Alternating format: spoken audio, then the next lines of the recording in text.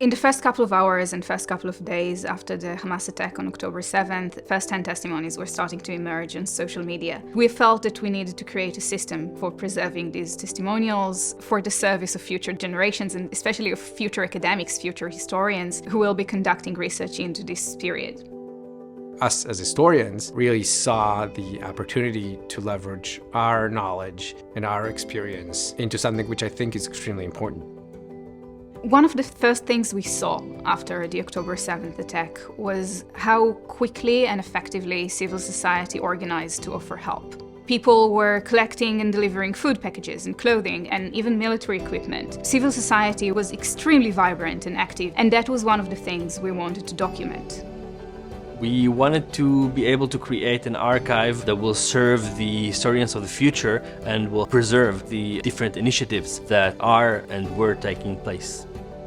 The Civil Archive of the October 7th War is an academic project. We're collecting three kinds of material. One of them is first-hand testimonials published on social media. Another kind of historical source is the material created by civil society initiatives to offer help. And the third kind is oral histories.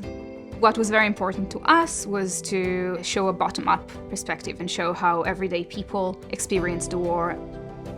I think our archive is a great representation of digital humanities in the sense that it really captures what good cooperation between humanities and computer science is all about. You really need people who understand both sides of this sort of equation to provide the good solutions to really make this archive work.